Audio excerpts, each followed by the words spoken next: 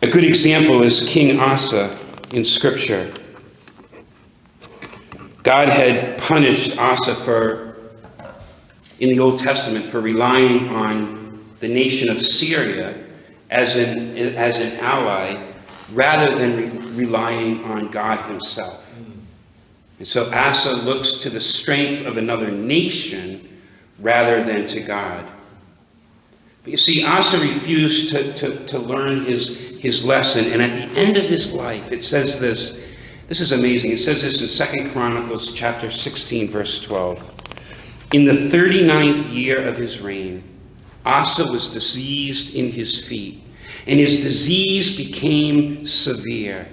Yet, even in his disease, he did not seek the Lord, but sought help from physicians. Isn't that interesting? The point here is not that doctors are bad, but that it's bad to make a doctor your God. To think that with him or her alone, and their knowledge and their training and their medicine, that alone will bring healing.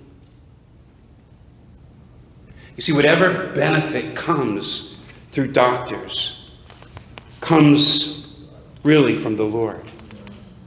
And that is why we always should start with the Lord. It says in Psalm 118, verse 8, "It is better to take refuge in the Lord than to trust in man. It is better to take refuge in the Lord than to trust in princes." And so when you're in a hard part of life, a pit experience, don't just cry out to anybody. Don't just go looking for the person that you think can offer you the quickest help. Call out to God. And then let him guide you as to where you will get the help needed. And then thirdly, and then is a very important part of the pattern here, we're called to wait. Now this is when a lot of you will probably just turn me off. I get it. I don't like to wait. Nor do you. Verse 1 says, "I waited patiently for the Lord."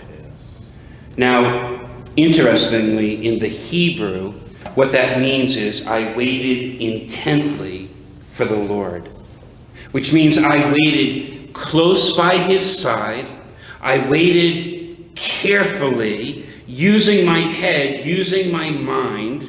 I was fixed on the Lord as I waited. You see, when you wait intently on the Lord, you are being strengthened in your trust, in your faith, and in your confidence. Waiting is hard for the Christian. But in the Christian life, waiting is kind of like clay or plaster or cement that takes time to harden. Waiting is the solidifying action of the God-honoring soul. Let me say that again. Waiting is the solidifying action of the God-honoring soul. You see, we don't like to wait because we live now in a world where we want what we want when we want it. But we have forgotten that God is not like a genie. God is not like someone that we just come along and ask or expect or demand a quick answer from. That's just not how God works. God's timing for his children is always perfect. And even as we sang this morning, the messes and the things that we find ourselves involved in, the life situations, as bad as they can be, God uses them. He takes them all and he uses them for his children for their own good.